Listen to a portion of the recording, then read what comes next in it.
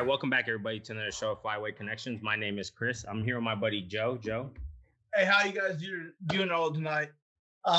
Real good episode tonight. Tonight you're gonna hear from people I grew up with my whole life, my dad and my brother, and we're gonna be talking about kind of a little bit how I got into the outdoors. So, just for the listeners, so the reason Joey and everybody's giggling like little girls is just because I know how this conversation is gonna probably end up going, and we're probably gonna have to do a lot of, or I'm probably gonna have to quack a lot of these words out. But, anyways, Joe, you want to introduce your dad and your brother? Yeah, my dad, George Spears, living in Concord, California, and then my brother Michael Spears, living out of Benicia, California. Hey, how's it going? Dad, how you guys doing? We're doing pretty good. All right, so yeah. So let's get it started off. So I'm gonna go with this strong. So who's the better fisherman out of y'all three? I'm gonna go with it strong. Don't even go there. It's not even a question. That was the worst question you could have asked. I learned from the best. I was pretty lucky. I learned from my dad, aka the legend, West Coast legend. I'll never admit that. That's what I want to hear. Hey, even Daniel's son beat up Mr. Miyagi. So yeah, I was blessed at a young age getting a forced PhD in fishing. So who's better between you and your brother? Fishing wise, definitely me. And he's not. He won't attest to that. Why'd you look back? So Joey and Landon wasn't listening? Oh no, my little niece is coming in. But she's fine. Yeah, she's fine, man. I got my little boy running around too. Hey, ask him who outfished who today. He got me today. He got me on his local home pond. Yeah, I mean, come on, man. Like, he knew where to go. Like, they all went to like one little corner of the whole pond. Okay, so let's just say your dad came and he went to that pond. He's still gonna outfish y'all? No, they don't have a chance. Yeah. Oh man, I love it. All right, so I wanted to start off strong. So good thing we got that out of the way, because so there is a couple things I did want to know, and I wanted to know from all Joe. I kind of know a little bit of what he uses, what he likes. I've fished with him a couple times, but from dad and brother, Joseph. That's your dad's name. That's your name, right, sir? No, George. George. Yeah. Okay, and then your brother is Michael. Okay, I was thinking Hector, but but and we'll start with Michael first. So as far as your favorite rig for bass, I mean, what is your favorite setup as far as using from rod, line, and if you're, I don't know if you're using a slip weight or whatever you're using, just what's your favorite setup? Well, I mean, for me, it changes because yearly I try to throw a new bait. So like right now, I would say one of my best setups is it'll just be on a Shimano rod, Shimano reel, kind of medium heavy, and I've been throwing a chatterbait a lot. Yeah, 12-pound Maxim line, and that's probably one of my favorite ones to throw. As for like setups, I love to throw the Ned rig on just 8-pound test on a little spinning reel. Oh, nice. And that's probably my two go-to right now. Also, I love to throw the double fluke. That's okay. Yeah, that's what Joe throws that a lot. Yeah, he sent me that one, so I had to try it out. Yeah, my cousin's exactly like that. I'm not really. I mean, maybe it's just because I'm lazy. I don't want to set it all up like that. But Dad, do you approve of his setup? Well, you can ask. I throw Carolina, and that's my go-to year round, and it's been effective for me.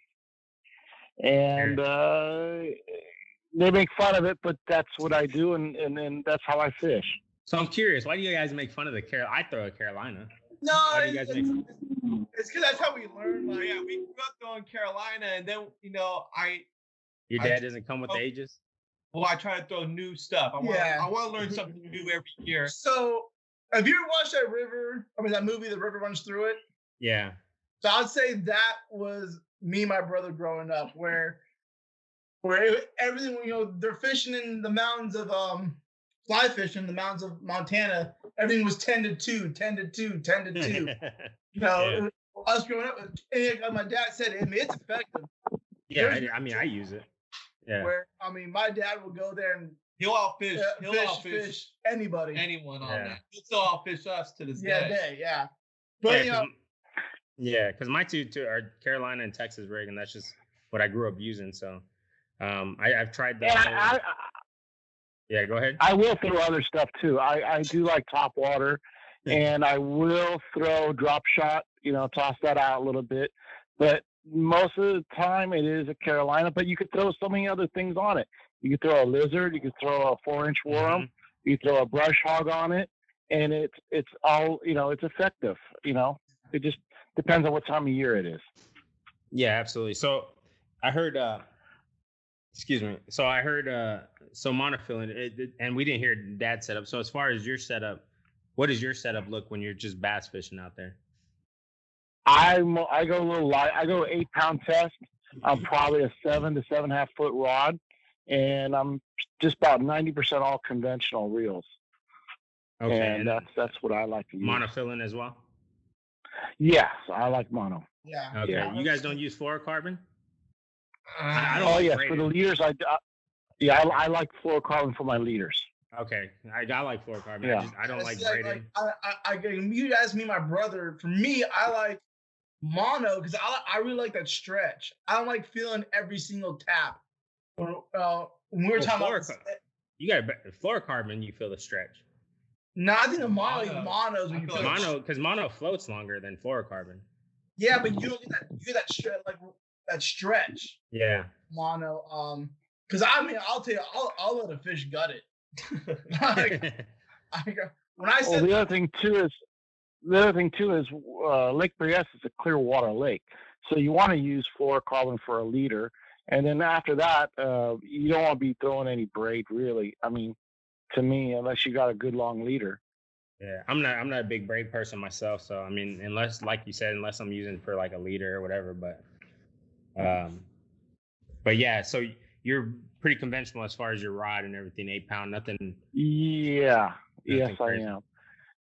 But braid has also got its own spot too. If you're fishing salt water and you're rock fishing, you're fishing 80 feet deep, it has its advantages, but you can use a lighter weight. If you're sturgeon fishing in deeper water, you can see the hit a lot better. It's a lot more sharp hit, and it's got its places. I've got 2 rods in my boat with braid on it, and when I need to use them, I can pull them out, and it's another little thing in your arsenal. Okay, so I'm gonna pick your brain a little bit. So braid, right. I know braid's obviously fairly new. Now, from my understanding, at least for what I read or whatever, braid frays a lot. I guess when you throw it in rocks, it starts was it fraying or whatever? Does that not affect it when you're throwing it in there? Well, I don't throw. I wouldn't know about that because I don't throw it in the rocks. But when you're using it in a boat, you don't have that problem. Okay. Yeah. Okay, then I misheard you. I thought you said you threw it in like the like rocket area or whatever. Rock fishing. Okay. Rock fishing. Fish. Yeah. Oh, okay. So that's the thing. Like. And what's rock fish is what, like saltwater fish? Okay. Yeah. Okay. There's I'm not a big. I've never gone. Maybe a couple times saltwater fishing. So I assumed rock was like in the rocks area. So like, I don't know. It just braid's like. Maybe it's something I got to get used to. I'm more of a mono and fluorocarbon type of person, but let's go. And if you're using braid, if you're with black bass, I would use a lighter bending rod, so there's some forgiveness there on the.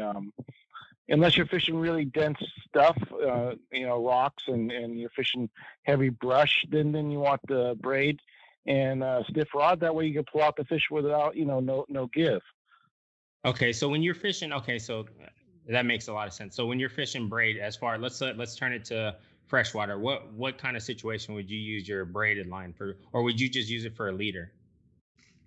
No, I would never use it for a leader, personally. But if you're fishing, like I said, dense rocks or brush or trees, you don't want to give that fish an inch. You want, as soon as you set the hook, you want them coming at you, and that's the advantage of braid.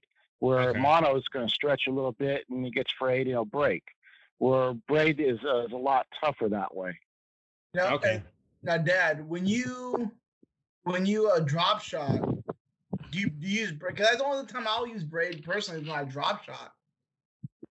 I have used braid on a drop shot, but then I hit it with a fluorocarbon top shot on about maybe 15 yards of it, you know. Yeah.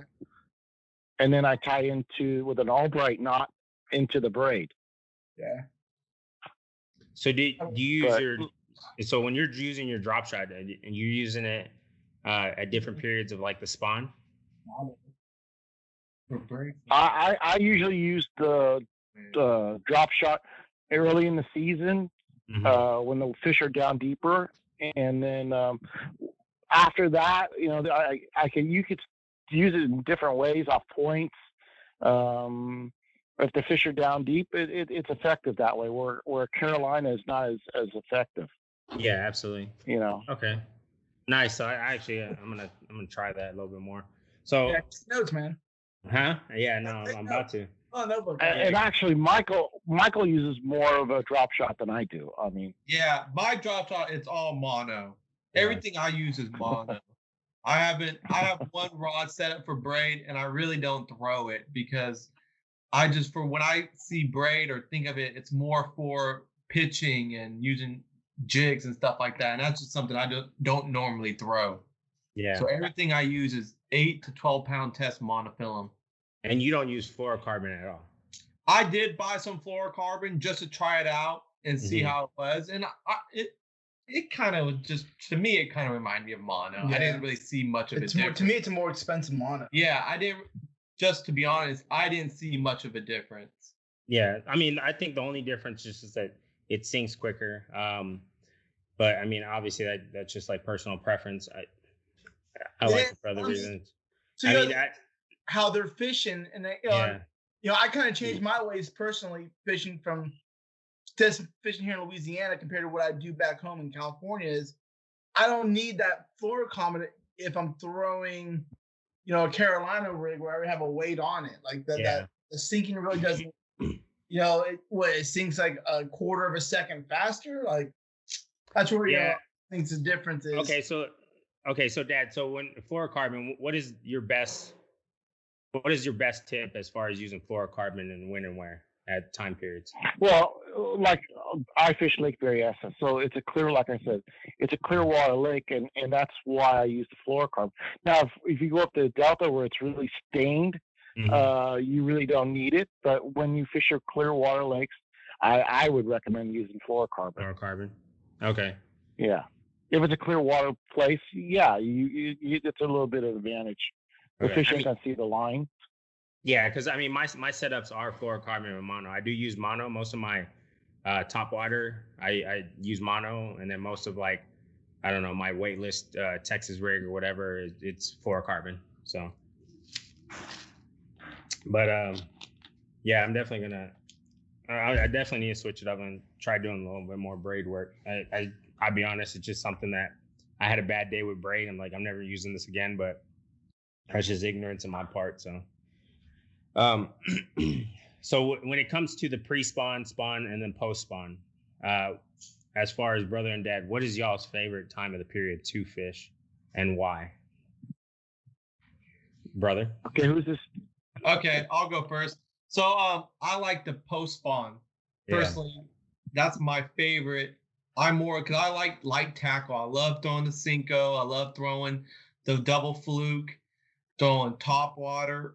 Late May, early June, for me, that's my favorite. Getting up on that water, being there at 5 a.m. and being off the water and done by 11. That's my favorite time of the year. Yeah, Yeah, that's what I like to do. If he pitches me, that's exactly if I just say give an answer, that's exactly what I'd say. How about you guys? Dad. Yeah. Oh, okay. I like the pre-spawn too because just the fact that time of year I like March, April, May fishing, and it just you could fish most of the whole day because it's not too hot, and the fish are usually chasing bait and they're not just sitting on their beds, and it's just more you could fish longer, and that's what I like. I like the pre-spawn. Yeah, I have to say I'm with you on that. I do enjoy the pre-spawn a lot more.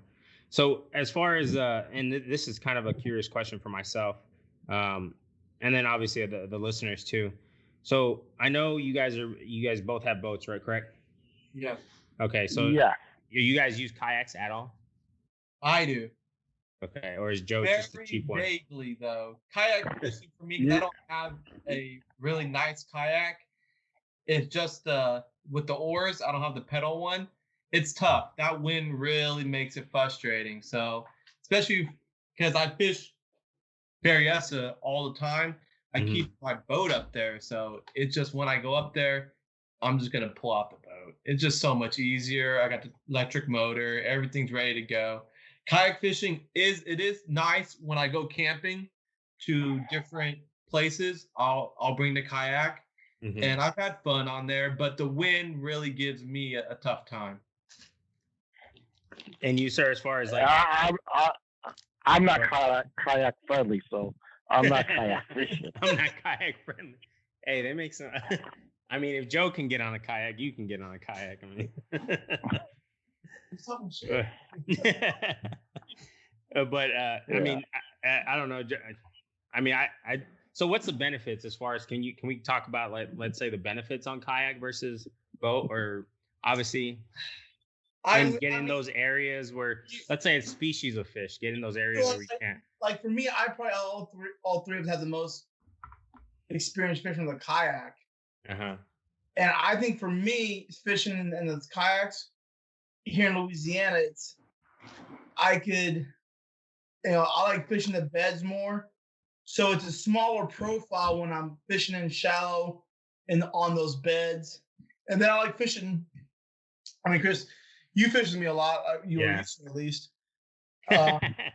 When you moved. When I fish those big, thick hydrilla mats, I can find those openings in those hydrilla mats. And I'm a smaller profile. I mean, the fish see that big shadow coming and going. Oh, especially over them when they get educated. Hold on. Your brother just... Well, yeah, go ahead. Oh, now you're scared. Different? Now you're scared. No, I was there. Now you're scared. I saw that. Me, I haven't done enough kayak fishing to say what's better or anything. Yeah. I mean, my preference is like I was already saying, it's going to be the boat. I mean, for kayak fishing, that's more just for it's a hobby. It's fun. It's something like if you're going to go light tackle. That's what I see it as. You're going light tackle fishing. You're going out there to have fun, throw some Cincos, some flukes and stuff like that. It's like T-ball in the majors. Yeah. No. Hey, I give it to those guys on the kayak. I mean, it looks fun. It's just for me, it's more work. Okay, so when it comes to, and I'm going to let your dad answer this one first. So when it comes to freshwater and saltwater, what is your preferred to do? I have to go with the saltwater. That's what I was raised on doing from my dad. Okay. And what do you usually like? What's your favorite saltwater fish to actually go for? Anything that goes in the cooler. Anything that goes in the cooler. I have to say stripers. Okay. Because they're so versatile. And then a halibut is good. And I do like salmon. So, and I do like rock fishing. So, but if I had to pick one and I had only one, it would be stripers. Man, it would have been a whole lot better if your dad could have been on this video just to see y'all's faces. And your dad's pulling out the belt right now. Yeah. So man, for me, it's such a hard question. If I had to pick, I'm gonna say saltwater, and it's just like Dad said. Like I was raised on it. Like, yeah. I learned, I was, and me and my brother could say we were super lucky. Like I had my grandfather and my dad, both Georges, are probably like, I can't say we were lucky just growing up with some of the best fishing mentors. I mean, I could easily say in California. Yeah. Like you talk about my dad and my grandfather, in the city when it comes to saltwater fishing, striped bass, the salmon, the halibut. I mean, no one's in denial that they were the Mr. Miyagi's of their craft. Yeah, absolutely. And I'm gonna say for me, and I'm kind of curious about my brother's answer. Man, my favorite's always gonna be saltwater, and I'm gonna say salmon. If I could do one thing for the rest of my life, it's gonna be salmon fish. Okay. It's gonna be trolling or mooching or trolling. Yep, that's exactly what I was gonna say. Mooching or trolling for salmon. I loved it. Okay. How about you, bud? As for me, I mean, I would say if I had to only pick one, it would be bass fishing. But okay. I can easily, yeah. I love lake bass fishing. I love trying to figure them out. But it's also like once I get back to California, I'm ready to saltwater fish. My bass season will probably be over, and I'll be strictly halibut, stripers, salmon. Okay. And so it's almost seasonal for me. For me, it's almost seasonal. So I know usually what time of year, what I'm going to be going after. So that's exactly. For me, it really is seasonal because I'm easy to change. Like I know the bass season, you can still go and you can still hunt for them, but it's time for me to switch over to stripers and halibut and salmon and rock fishing, lingcod fishing. So that's how I kind of see it as. Okay, so let's say like winter time, what do you guys usually fishing? And I'm just curious, just because I know you and your dad are really big fishermen. What during the winter time, what are you guys usually doing around that time? Is it just off season, or are you guys just still getting after it? I'll let my dad take this one. Okay, there is no off season. Let's get that straight. That's what's fishing. Right now. Yeah, right now the boat's in Richmond, California, and then come September, I'll move it up to McAvoy's Harbor, which is in Pittsburgh, and we start fishing for striped bass up there. And it's totally different techniques. Where in the main bay, San Francisco Bay, we're fishing with live bait or trolling, and then when we're up in Pittsburgh, Antioch area, we're with live bait but on the anchor. Fishing different spots, Grizzly Bay, Honker Bay, anchoring with shad or bullheads, mudsuckers, split tails, and that kind of fishing. So they're different kind of fishing, but it's year round. Okay. There is really no let up. I mean, you just fish as hard as you want to fish. Yeah, absolutely. Or what the weather will permit when you're fishing. I mean, that's what I think, like, as far as fishing, that's something that I also grew up doing. Obviously not at the level that you guys did with the deep saltwater fishing stuff. I didn't saltwater fish growing up. So, I mean, I did a lot of catfish. I don't know if you guys eat catfish. Joe sounds like a prima donna, and he doesn't eat catfish, or he won't eat. I don't know. He doesn't eat onions. That's because of me. Oh, okay. I don't like catfishing, so my kids don't really like catfishing. We would do it once in a while for fun at night at Berryessa, but I just don't like catfish. But there's nothing wrong with catfishing. It's just I'd rather do other things. That's all. Yeah, it was for us. Catfishing was more of a night thing. It wasn't like everything during the day was crappie, bluegill, or it was a bass, but. I guess it's something is different regions. I like to call Joe a tenderfoot just because he puts mayonnaise on his burgers, and I don't know, but yeah. So I was just curious about that question. So as far as when it comes down to, and you kind of brought it up. So when you guys are using your baits, what is your all's favorite baits? I mean, you a hard bait type person, plastic, live? I mean, what is your preferred? Like, with what type of fish? For what kind of fishing? So we'll go with bass. Okay, bass. I like plastics, and then I like hard or top water. Those are my two plastics and top water.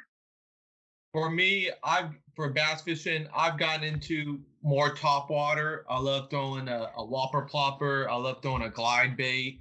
Mm-hmm. I mean, and it's the same thing. I could throw soft plastics as well, whether they're with Cincos and flukes. So I mean, I try to be as versatile as I can. Yeah, absolutely. So when it comes to like panfish and smaller ones, what do you guys usually use for them? Or do you guys even go for them? I personally don't really panfish. I've always wanted to try to take it up, but when I do have the time to get out on the lake, it's just I'm fishing for bass. Okay, nice. It is. That's just what it is. If I'm to go for panfish, I would have to strictly go up there just to panfish. I could not bring my bass gear because I would just want a bass. I would just want a bass fish. Okay, and Dad? Dad doesn't do that much pan fishing, crappie fishing, but I I'll throw crappie jigs a few times a year, and Berkeley power bait makes a little 1-inch shad bait, and I put that on a drop shot, and I have caught a couple crappies doing that this year. But I'm not for no way near a good crappie fisherman or pan fisherman. It's mostly I get them accidentally while I'm fishing for bass. Okay. And what is y'all's like? Okay, and this is something I think is gonna get a little entertaining. So as far as like record fish, what is y'all's personal record fish? I mean, that's gonna go with species. Okay, we'll go with bass, just because. I mean, I'm sure when it comes to saltwater, they can get crazy, but we'll go with bass, and then we'll get into the saltwater. So bass, what is y'all's record? Who has the record? I'd probably say my dad. I would say my dad has the biggest out of both of us. And what do you guys remember? Yeah, I got one. I got one mounted. I caught it up in the Delta back about 1984, 82, around there, and it was 8 pounds, 2 ounces. Oh wow! Yeah, and you got to remember back then they didn't have the Florida string too much. They were mostly all northern bass that didn't get that big. Yeah, like the Florida string.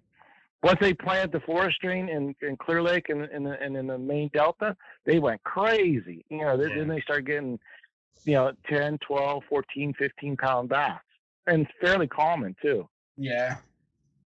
If you guys hear noise in the back, it's my kids. Yeah. I think for me, it's fishing. Tennessee, I caught a 7.5 pound. I'm not, See that's where I caught my biggest one too. Is that Indian Mountain.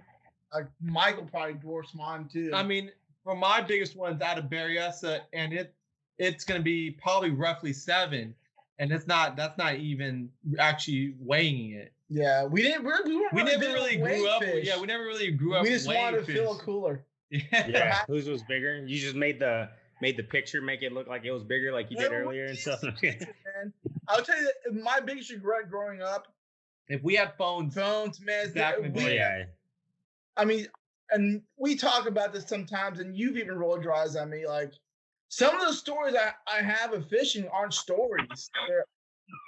I mean, I wish I had cameras to catch it with what I had with my brother and my dad back then, because you tell people, and I go, my dad gave me, my brothers growing up, probably the ultimate fishing experience. Like, it's, and I wish it was 20 years later where we could put things on film and Instagram now, because we weren't thinking about that type of stuff back then. It was just real in the moment. The days we had out salmon fishing and it was. Yeah, I think that's So I'm pretty bad at it now. I'm actually, since me and Joe became friends, I gotten better with it. Just but I like posting stuff. Like, I rarely post stuff of fish or whatever, but I'll post my kids or whatever.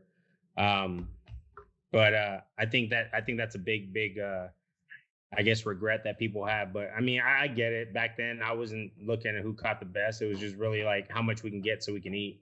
Yeah. we usually just fish because we're planning a big fish fry, and we usually did a lot of the big fishing before 4th of July because that was like our big fish fry time. So, but yeah, I mean, I'll say overall, like striped bass. My dad's dwarfed. My dad's probably been for salmon and striped bass has definitely been a few pounds off, probably the state record. Okay.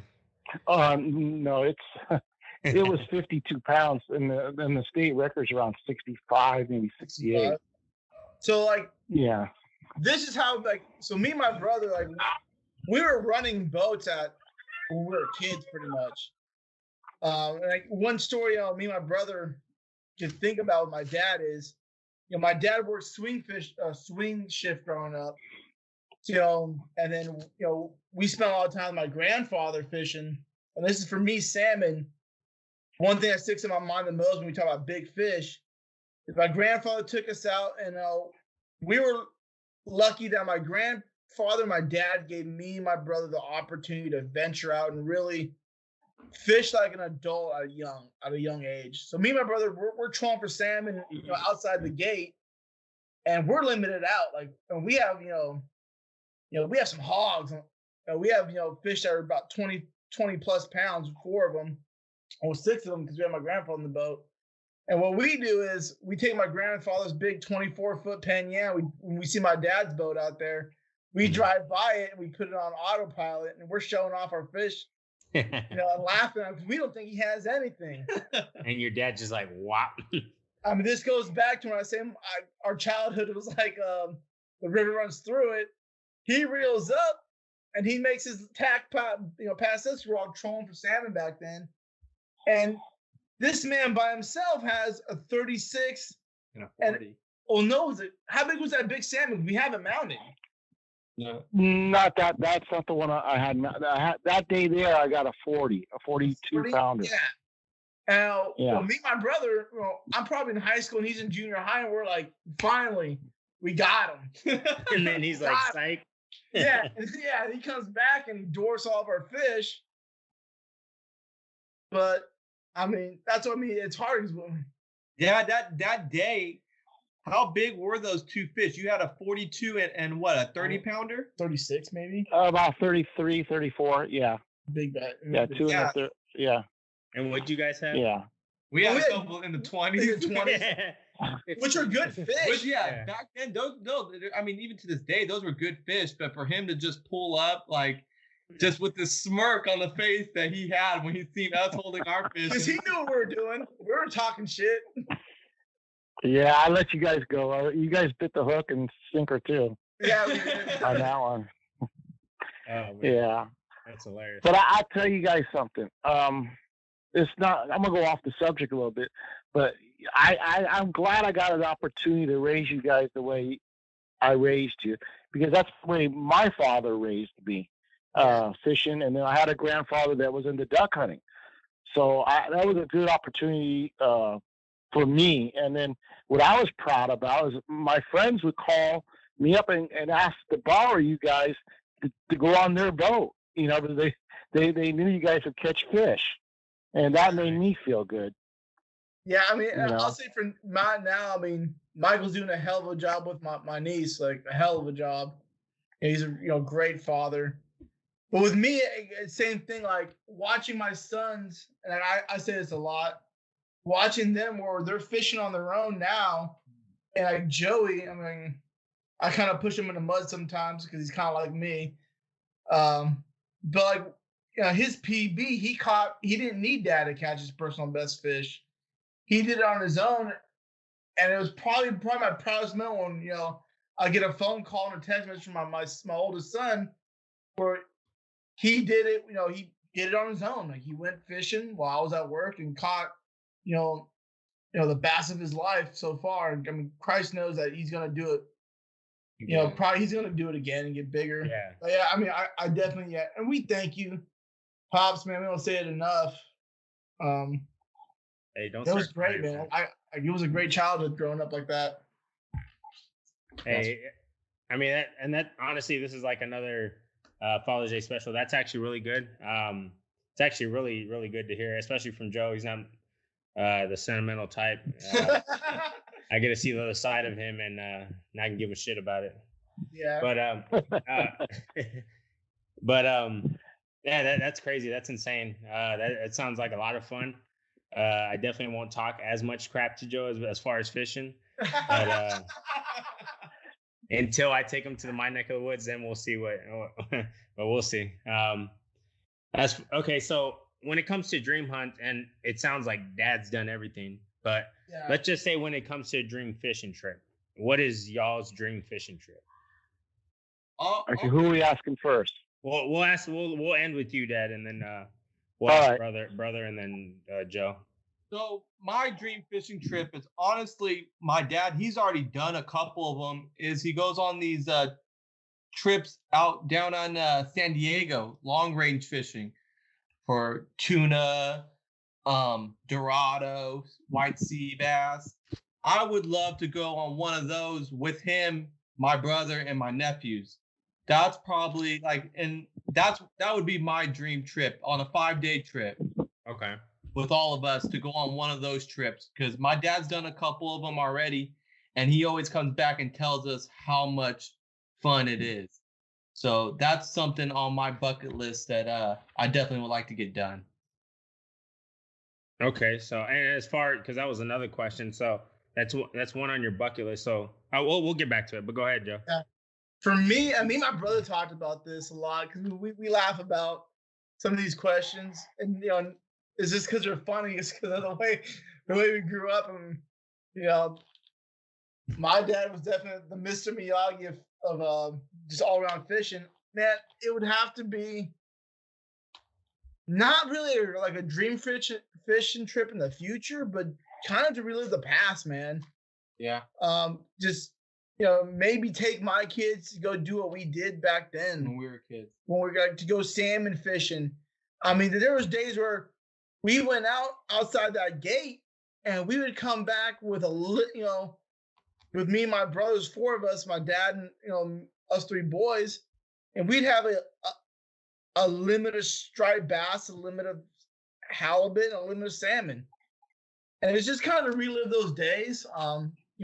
I moved away and I don't get them as much, and we talked about with me and my brother, we laugh like it'd probably be teaching my kids to wireline fish too, kind of how I did. I don't know if a lot of the listeners know what wireline fishing is, but it's my dad can probably say it's a lost art that I wish that I lived in an area where I could teach my kids. So what's wireline fishing, just for the listeners? I'll let you take that one, Dad.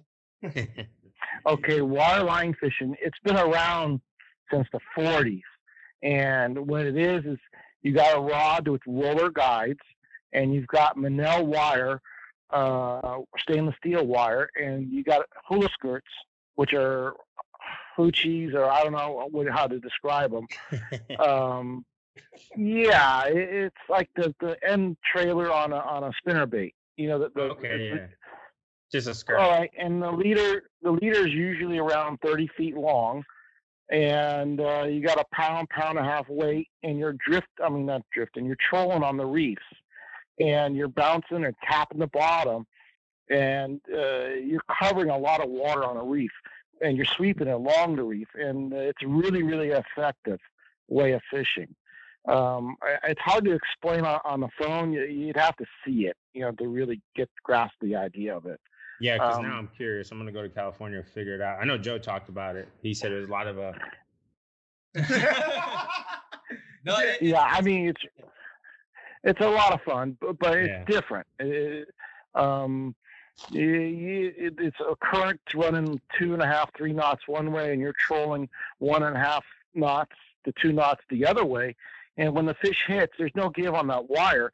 I mean, it's just a solid shock, and they're just running with that current.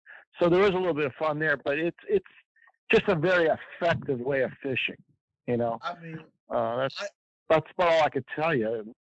I could tell you with that wire line, and when my fondest memory of it, back here, you put me in California this day, I could point to the exact part of the water was fishing in the South Bay when we had that school of striped bass that we had pinpoint on the pylons. And oh man, the boat ride. I tell you, man, like, and I probably told you the story, Chris, but like, and it's unbelievable when people hear it.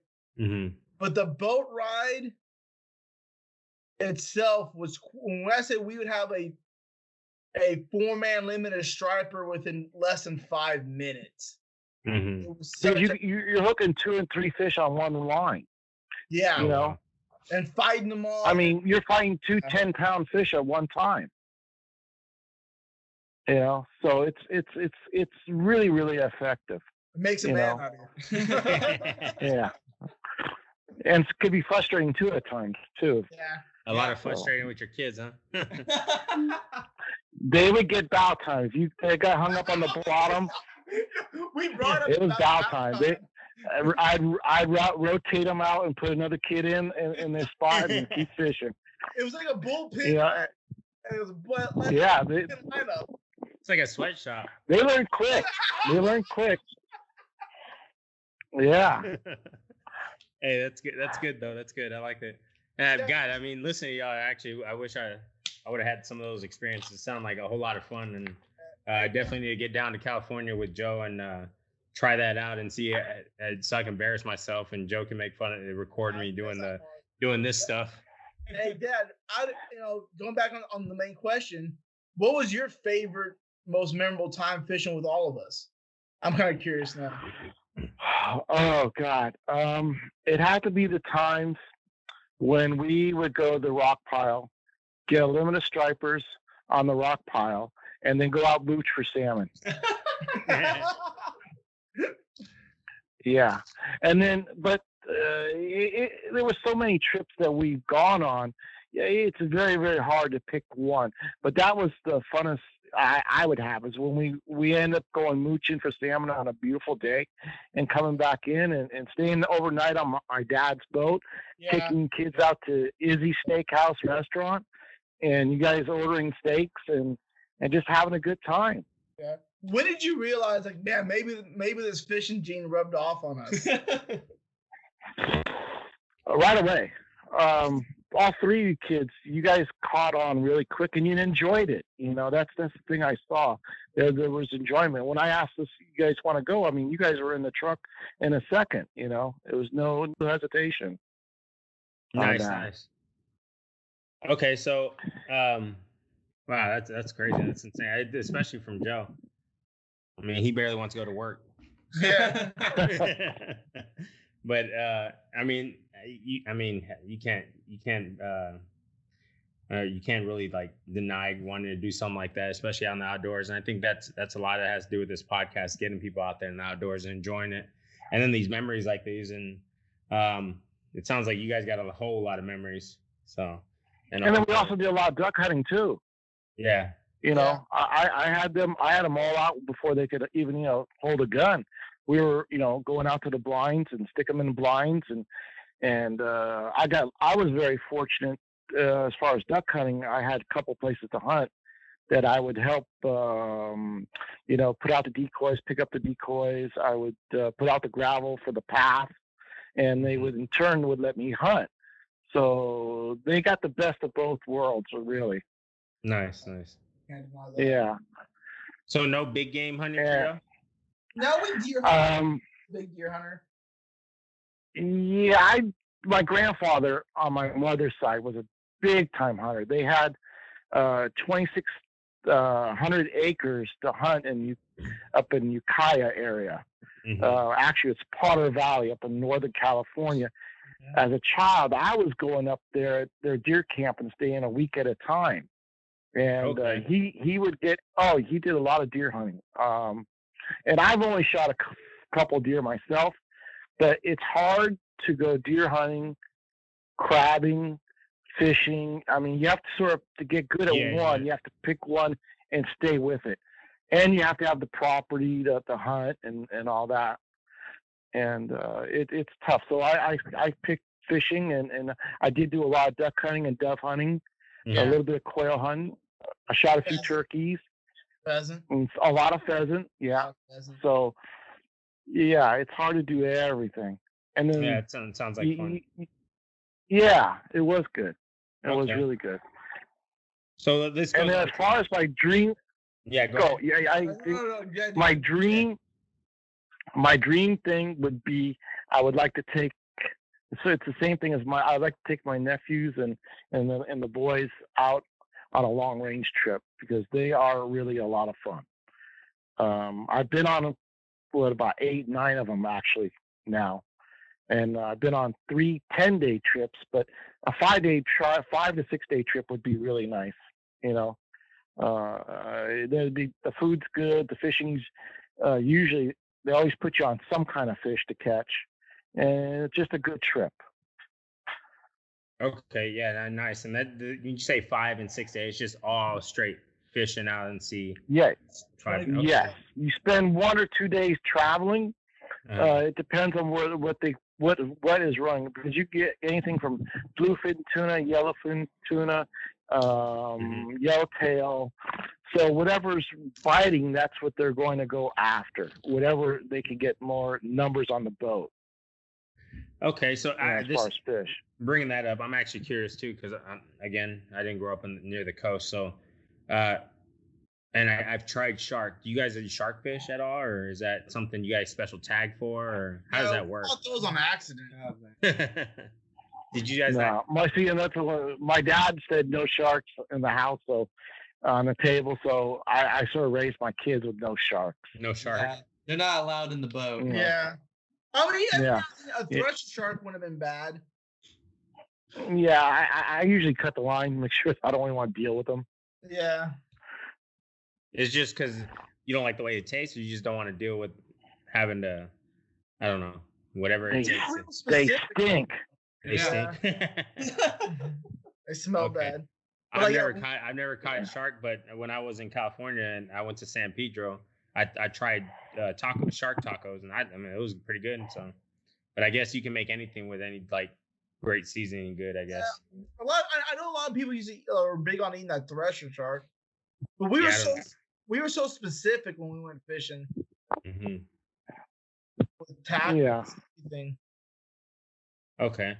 And then let's go into and then we'll kind of this way we don't go over our time limit, I guess. But I just want to just for me, I'm kind of curious as far as y'all's top 5 bucket listed things to do, whether it could be hunting or fishing.